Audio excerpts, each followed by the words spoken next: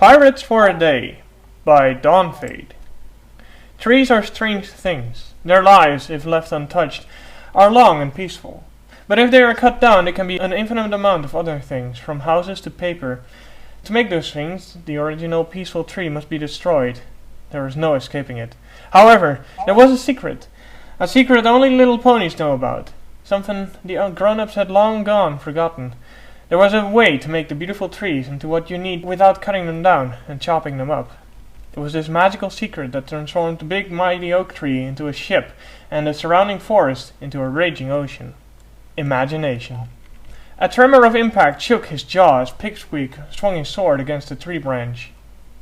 Take that! He yelled triumphantly around the handle as he saw the Narrator fall off the ship. A scream drew his attention away from his opponent. He saw Dinky had leapt down onto a lower branch on the tree, and her mane had caught in the branch. He also saw that she had leapt onto a railing that was struggling to duel one of the masked ponies. I'll save you! He shouted as he jumped from the branch to assist her. Landing hard and barely maintaining his balance, Pipsqueak reached up and carefully untangled the few blonde hairs that clung into jagged imperfections in the bark. The masked pony tripped and dropped off the side of the ship into the waves below. His fair-haired companion grinned at him. Thanks, Pip. I think that's the last of them. Pipsqueak nodded and laughed. We sure showed them. His voice was muffled, so he sheathed his sword. But we better go to the crow's nest and make sure there's no more coming. With a determined nod, Dinky led the way, scrambling up the thick wooden monolith and using many branches to hold as hoof holes. Pipsqueak mimicked every movement carefully. They were quite high up, but he was okay with that. It's why they chose the tree in the first place, because it was the biggest. Therefore, they had the biggest ship. The two ponies scaled their mast quickly with practiced ease. They had served on the ship together for a lifetime, fighting other pirates and monsters. Being mighty pirates was a dangerous job, not for the faint of heart, which is why neither of them were scared when they reached the highest stable branch. Dinky edged out as far as she dared to, so Pipsqueak could clamber up the final part. He looked out at the view and for a few moments all thoughts of pirates and ships washed away. Wow, Dinky breathed, her eyes wide as if to take as much of the view in as she could. Whitetail Wood stretched far away from them, curving over the subtle hills and caves. Endless spring leaves made the multicolored patchwork of land, purple, orange, reds, and greens. It was like an ocean of color, gently rippling in the wind as a breeze flowed across the open sea. They could see forever. An unfamiliar feeling sunk into Pipsqueak as he stared into the incredible view. Sitting there beside his best friend, as they watched the peaceful forest sway, made him feel content. He couldn't think of anywhere else he would rather be, or any pony he'd rather be with. With that in mind, he smiled at Dinky, and she returned the smile. They had met on Pipsqueak's very first day in Ponyville. He had been so nervous and scared of every pony back then. His mother sent him out to buy some sweets to ease his anxiety, while she moved her belongings into their new home. And it was as he trotted quietly through the town that the grey filly crossed his path. He had been looking at the ground, and she had been looking away, so they collided in a puff of dust and shouts of surprise. The bits he was carrying spilled across the road, shining golds of flecks amongst the dirt. I'm so sorry! Squealed the filly, looking at the mess. Pipsqueak forced himself to speak, swallowing his nervousness. It's okay, he said quietly as he began picking up his money. She rushed to help him, darting around the road. I should have looked where I was going. I walk into things like because I daydream and stuff. My mom says I got it from her. She rambled amiably as she finished the task and passed him the bits. Pipsqueak tried to thank her for the words, but caught in his throat. Hey! Dinky cocked her head curiously. I've never seen you before. Are you new in town? He nodded, words failing him. She had been the first pony to talk to him since they had arrived that morning. Well, let me welcome you to Ponyville. She smiled and offered him a hoof, which he took hesitantly. So, what kind of stuff do you like? Her friendly smile was contagious, and he couldn't keep himself from barring a toothy grin. If all ponies in this town were like that, he was beginning to like this place. I like pirates, he declared. Dinky giggled at his enthusiasm. Me too. Hey, where are you going? I can help you find stuff. Um, I was looking for a sweet shop to buy some sweets. He had felt a little shy saying that. She stuck her tongue out. Well, duh. Come on, I'll take you to Sugar Cube Corner.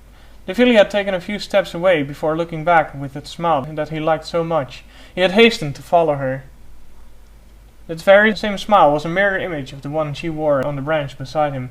Ever friendly, ever reassuring, it drove away his anxiety every time he saw it. You're the best friend ever, he blurted out. She frowned, and he was suddenly worried he shouldn't have said that. But his fears were assuaged by her next words. How can I be the best friend ever? That's you. Pipsqueak rubbed his chin thoughtfully, and Dinky did the same. Then, at the same time, they gasped with a sudden realization. We can both be best friends! The little ponies cried in unison. They grinned and pirate hugged. It was like a normal hug, but they both said "arr" doing it. That was one of Dinky's ideas, and Pipsqueak had approved greatly. They parted, and something caught his attention. He gestured to the forest on the other side of Dinky. What's that? She turned and squinted through the canopy of colors. A little blue speckle reflected in the sunlight from beneath the trees. I think it's a little lake! She squealed excitedly. A lake? Pipsqueak had never heard of a lake in the Whitetail Woods before, and they'd played there all the time. Yeah! Come on, we have to check it out! The feeling was mutual, and the colt slipped onto the lower branches, and carefully yet excitedly descended from their tree. The ponies keeping the ship afloat had moved on to the next adventure, so the ship sunk beneath the waves of thought once more, and the tree remained.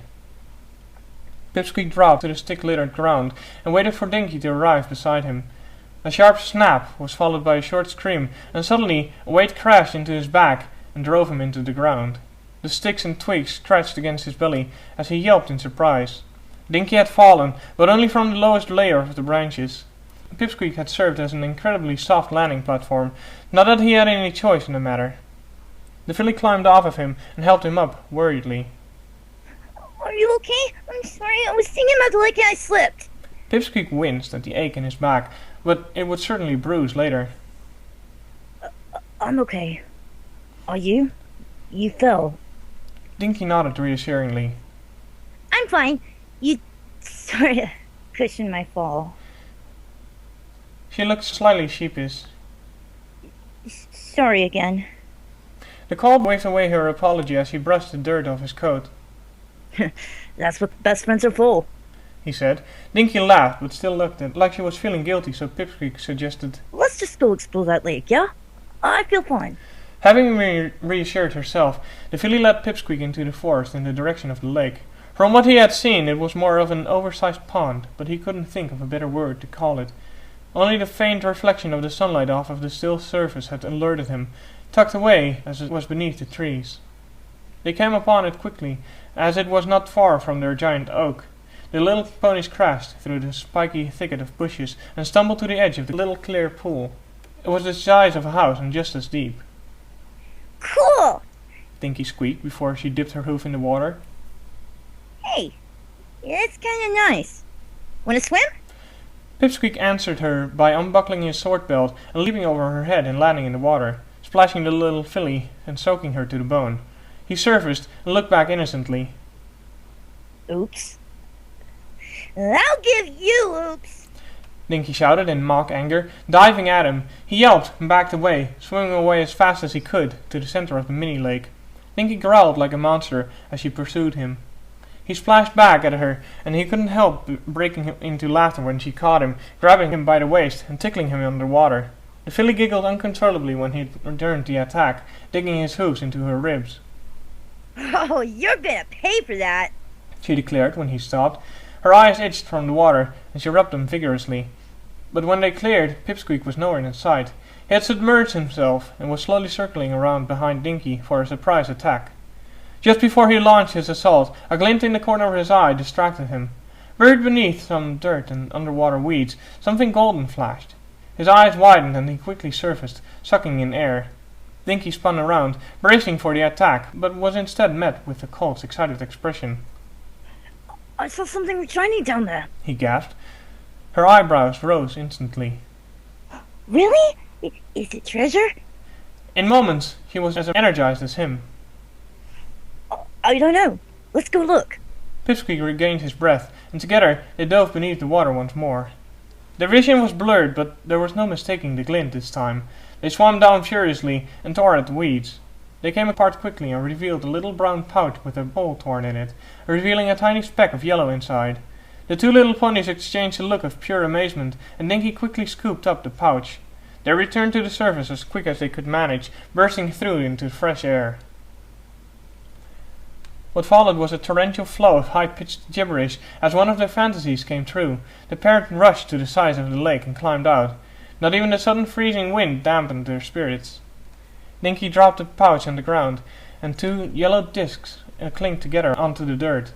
For a brief moment, the ponies stood in absolute shock and disbelief. Then, simultaneously, they leapt into the air and hugged each other. Treasure! When they parted, they immediately dropped to the ground and began inspecting the loot. They're gold doubloons. Pipsqueak squeaked. No, they're galleons. Dinky countered. The colt slapped a hoof in his face. A galleon is a ship, Tinky. Yeah? She held the coin up to his face. What does that look like? On the side, facing Pipsqueak, there was a mighty ship carved with all the sails unfurled, caught in a great wind. Wow, that's so cool, He shouted, taking the coin in his own hoof. I know, right? The other side is just a star. Dinky picked up the other coin. Pipsqueak glanced at the other side momentarily, but it was the ship that held his attention. He could almost see the sails rippling in the wind, the waves crashing against the bow as it charged through the water. His best friend held the pouch open for him. The sun's gonna go down soon, Pip. Let's take him back to Ponyville so you don't get lost. Reluctantly, the colt relinquished his coin into the brown container that Dinky carefully gripped in her teeth, and Pipsqueak put his sword belt back on, the metal buckle very coldly against him. They began to walk back in the direction of their homes, shivering slightly as the wind rolled over their wet fur. As they trudged between the trees and around the shrubs, they pondered the origins of the coins. Maybe a pirate king hid his hoard there, but most of it got stolen? Pipsqueak offered. What would a pirate king be doing so far from the ocean? Dinky shook her head. I think some pony used the lake as a wishing well. The colt sighed dejectedly. But that's boring. The filly raised her head high, trying to look like a Canterlot pony. Well, sir, I'm just being rational. Huh? It means I'm making sense, and you're not. She stuck her tongue out and giggled, ruining the high-class image. Pipsqueak rolled his eyes and chuckled, head still swirling with images of pirate kings and chests full of gold. Their discussion continued even as the sky faded into a warm orange, and they arrived at Ponyville as the sun kissed the horizon. There were still many ponies out and about, just some of them enjoyed the view, others running a last-minute errand. Dinky started to look agitated. What's wrong? Asked Pipsqueak as they came to a stop in the middle of town. She bit her lip worriedly. My mom doesn't like it when I stay up past sunset. You could just say you were at my house. He suggested. I suppose. But I really should get home. I don't like making her worry. Pipsqueak thought it was rather sweet of his best friend. Alright then. What should we do with the coins? She hesitated for a moment, and then placed the pouch on the ground, nudging it towards him with one hoof. You take them. You've loved pirates your whole life. I only started when you got here. Though he was touched, he didn't think that was the best solution. But without you, we wouldn't have found them. Well, what do you want to do with them then? He thought for a moment, and then his eyes lit up with brilliance. I've got it! He kicked open the pouch and slid one coin over to Dinky. We each get a coin. They can be... He racked his brain. Super special pirate best friend coins.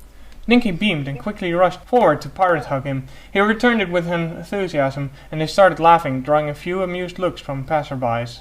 When they parted, their ribs ached from mirth. I'll see you tomorrow, super special pirate friend. Dinky shouted as she trotted away, waving the gold coin. You bet.